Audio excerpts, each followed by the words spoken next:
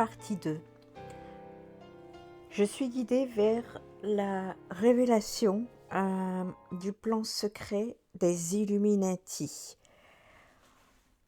Le protocole de Toronto 666.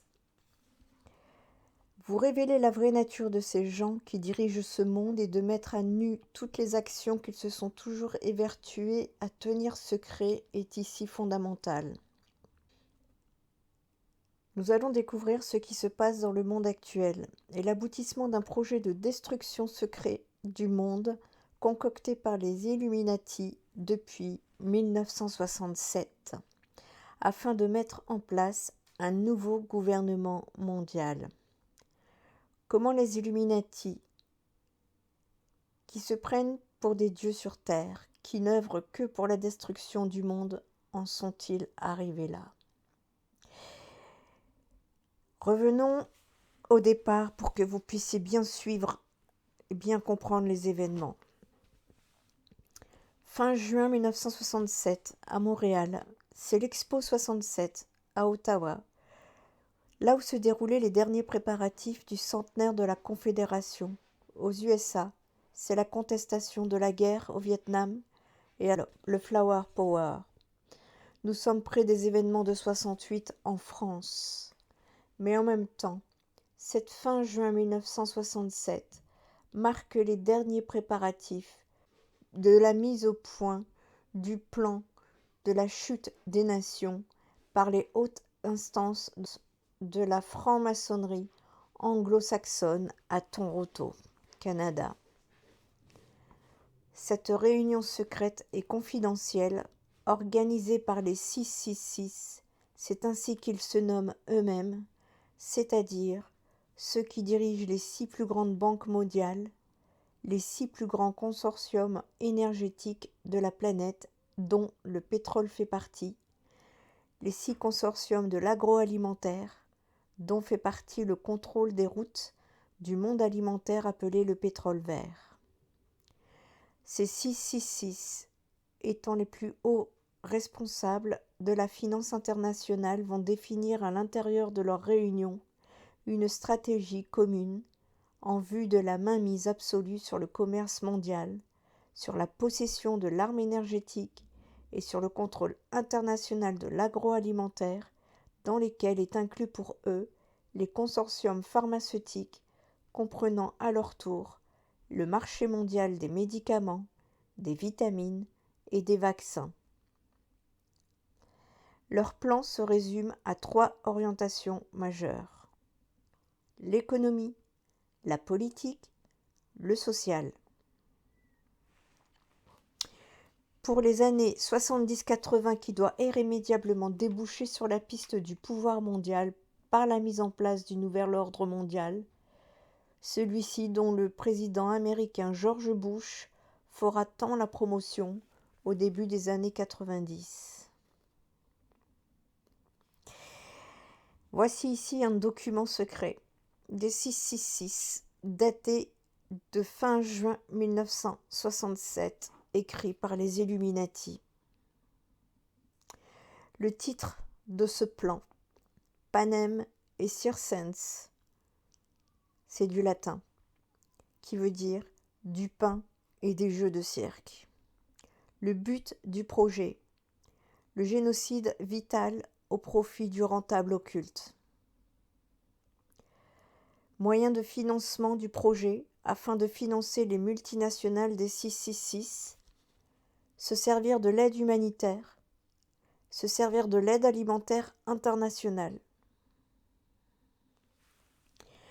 Toutes les périodes historiques où MJ dénonçait les mensonges dans les livres d'histoire ayant mené à la décadence des civilisations étaient toutes marquées, sans exception, par l'esprit d'errance des hommes. Aujourd'hui, nous devons faire en sorte que cet esprit se traduise par une société mondiale du loisir sous toutes ses formes, disent les Illuminati. Ce loisir doit se composer de sexe, de drogue, de sport, voyages exotiques et des loisirs en général, mais accessibles à toutes les couches de la société. L'homme doit arriver à croire qu'il est moderne, et que sa modernité est composée de sa capacité et de sa possibilité de jouir largement et maintenant de tout ce qui l'entoure. Ceci afin de parvenir à cet objectif. Il est impératif de s'infiltrer les médias, radio, journaux, télévision, les milieux de la mode et de la culture, les milieux de la nouvelle musique, par lesquels nous influencerons à coup sûr toutes les couches des sociétés occidentales, tenant ainsi sous la coupe des sens de la jeunesse qui seront les adultes de demain.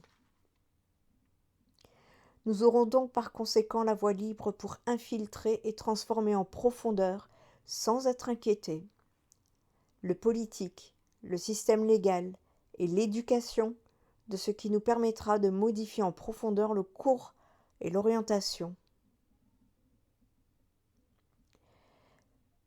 Futur des sociétés visées par leur plan.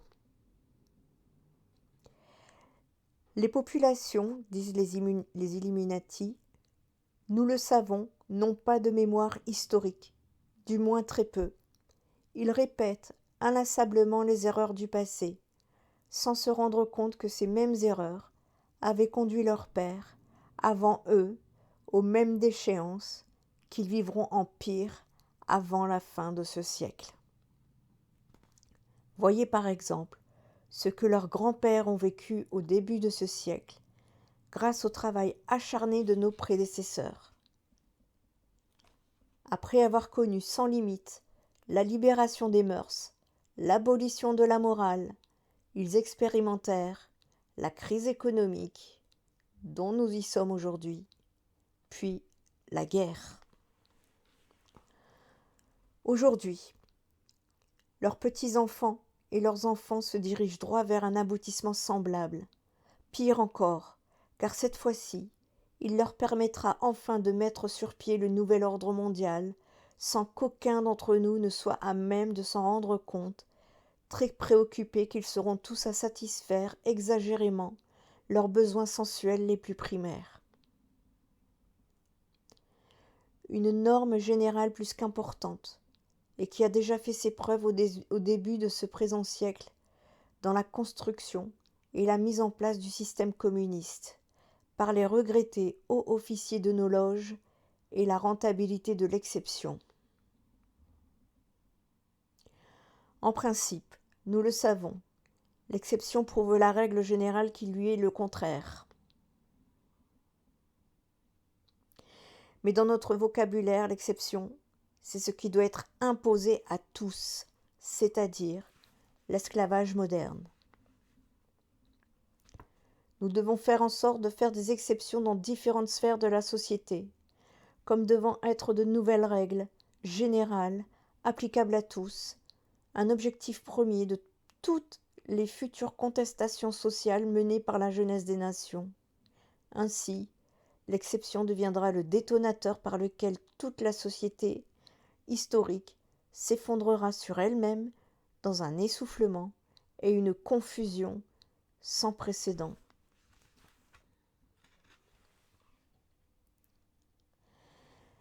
Les fondements de la société occidentale, dans leur essence, proviennent en ligne droite de l'héritage judéo-chrétien.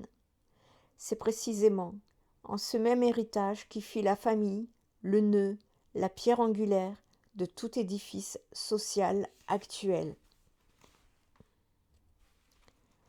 Les prédécesseurs de chez les Illuminati qui avaient financé les écrivains révolutionnaires de la fin du XIXe siècle avaient compris l'importance de fractionner ce noyau vital, s'ils voulaient, en Russie, parvenir à mettre en place le nouveau système communiste d'alors, et c'est précisément ce qu'ils firent. Pour aboutir avec certitude à la construction d'un nouveau gouvernement mondial, où tous les individus sans exception pour aboutir avec certitude à la construction de ce nouveau monde seront soumis à l'état mondial de l'ordre nouveau. Nous devons en premier lieu faire disparaître la famille, ce qui entraînera du même coup la disparition des enseignements religieux ancestraux. Et en deuxième lieu, niveler tous les individus en faisant disparaître les classes sociales, en particulier les classes moyennes.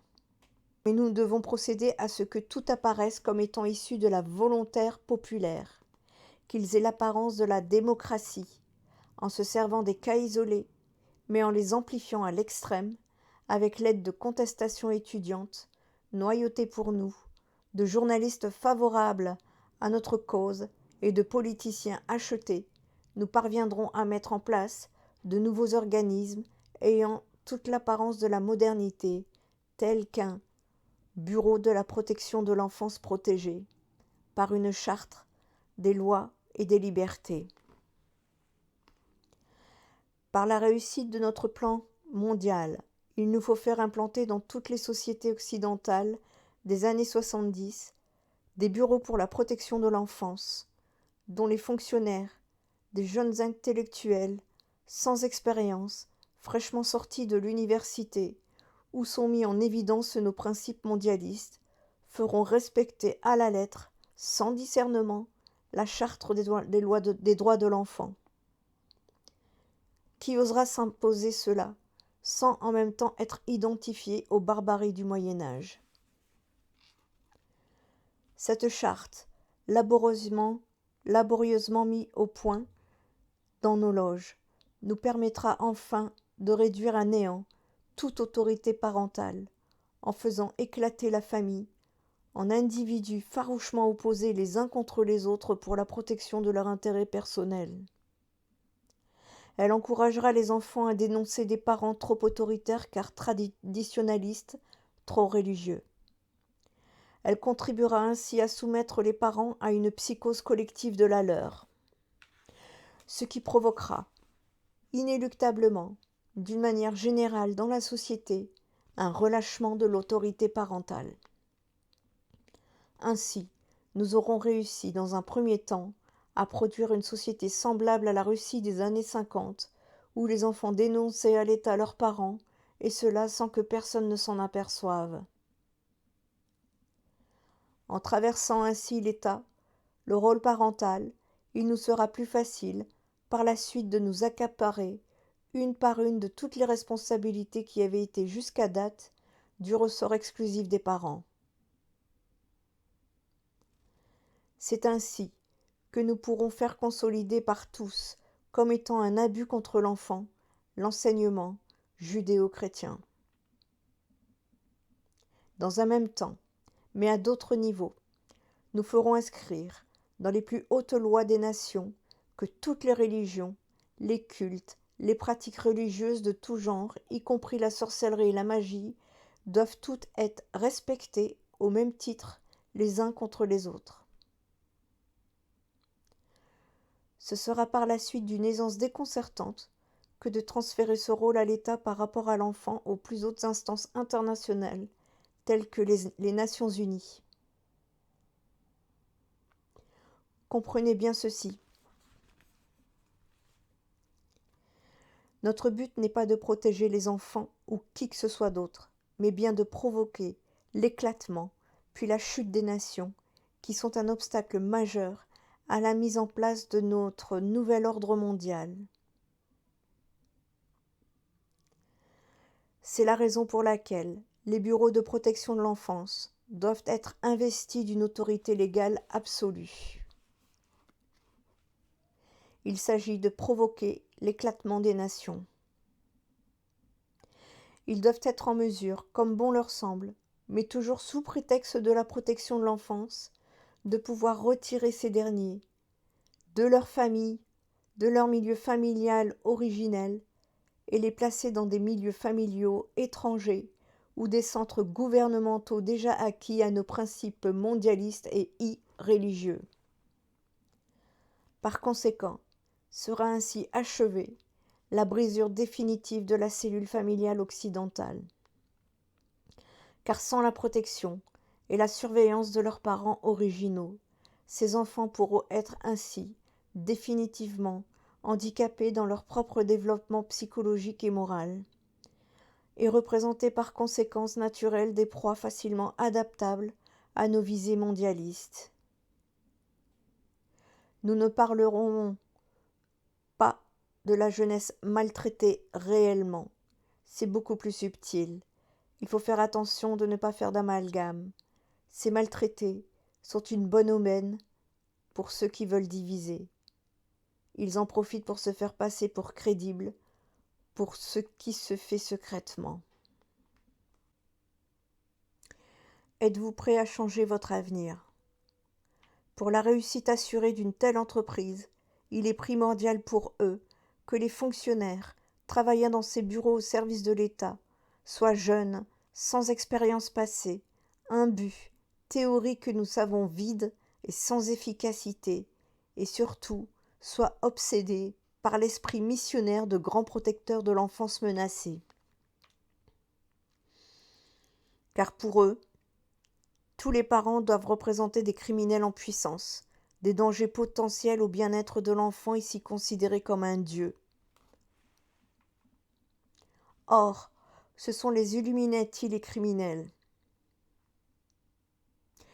Un bureau de la protection de l'enfance et une charte des droits de l'enfant n'ont aucune raison d'être sans enfants menacés.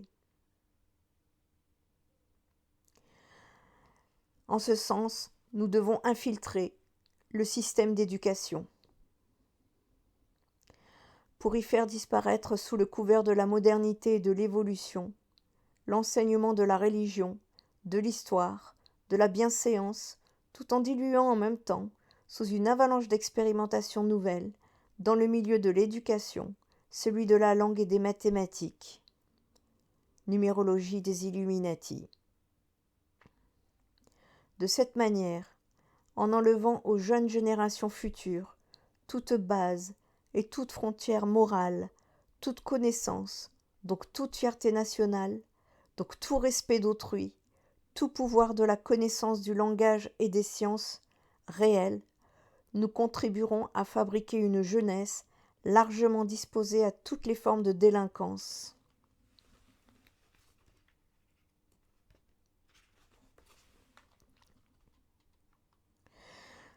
Dans ce nouvel ordre mondial, univers morcelé par la peur des parents, ceux qu'ils veulent effrayer, et leur abandon de toutes leurs responsabilités face à leurs enfants, nous aurons alors la voie libre pour former à notre manière et selon nos objectifs premiers, une jeunesse où l'arrogance, le mépris, l'humiliation d'autrui seront considérés comme étant les nouvelles bases de l'affirmation de soi et de la liberté sournoise.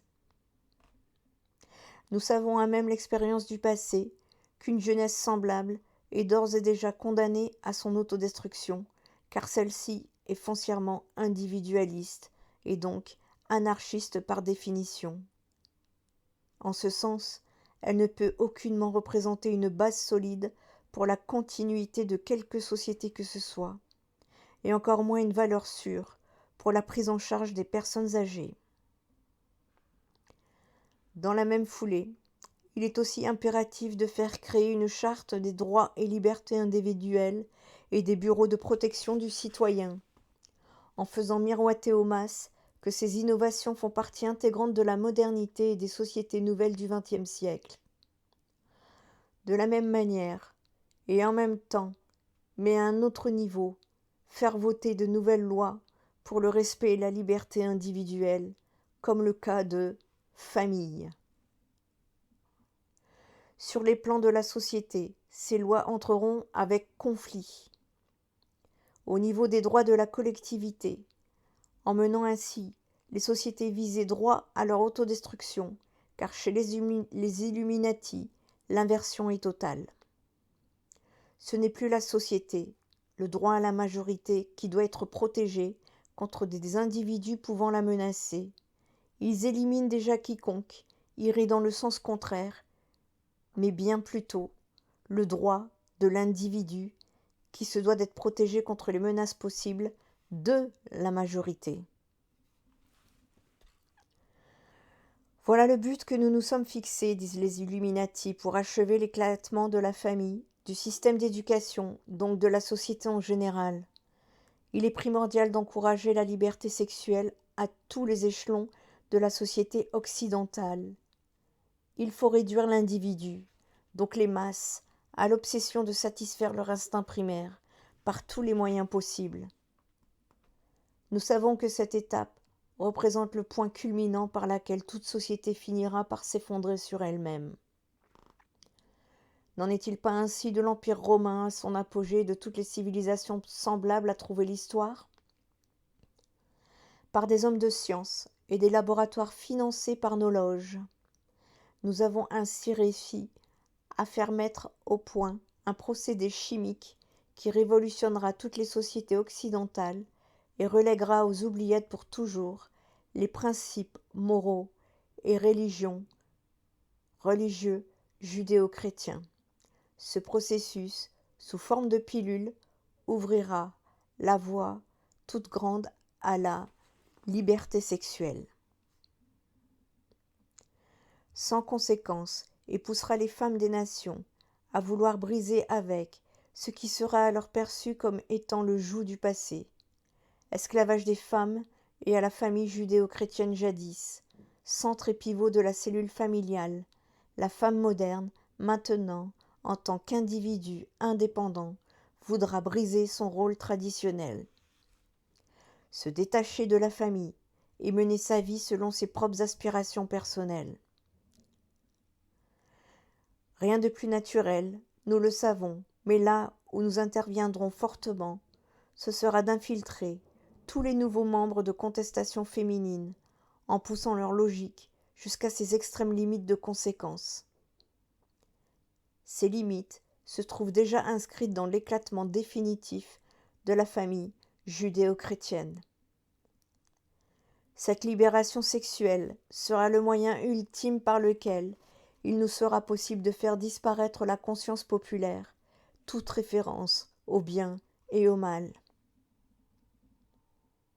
L'effondrement de cette barrière religieuse et morale nous permettra d'achever les processus de la fausse libération de l'homme, de son passé qui en réalité est une forme d'esclavage qui sera profitable à nos plans mondialistes.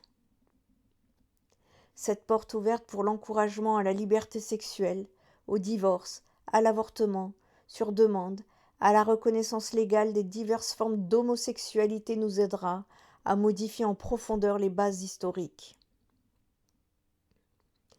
Il sera un atout majeur pour pousser l'ensemble des individus à un relâchement général des mœurs, pour diviser les individus les uns par rapport aux autres, selon leur instinct et leurs propres intérêts, afin de détruire l'avenir de la jeunesse, en poussant aux expériences néfastes de la sexualité hâtive et de l'avortement, et pour briser moralement les générations futures, en les poussant à l'alcoolisme, aux drogues diverses, dont nos officiers supérieurs des loges internationales se chargeront d'en prendre le contrôle au niveau mondial, et au suicide. Celui-ci considéré par une jeunesse désabusée et abandonnée à elle-même comme étant une fin chevaleresque.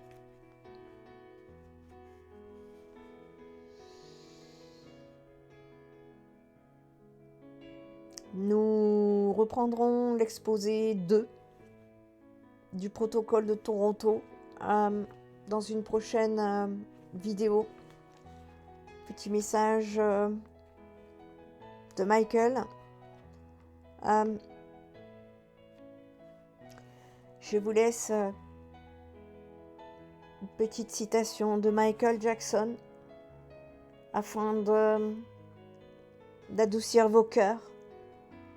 Et n'oubliez pas que le but de comprendre la réalité de ce qui se passe mondialement dans notre société et dans le but d'éveiller les consciences, de réveiller la jeunesse, de réveiller les adultes en cœur et en conscience, toujours dans l'amour, avec intelligence.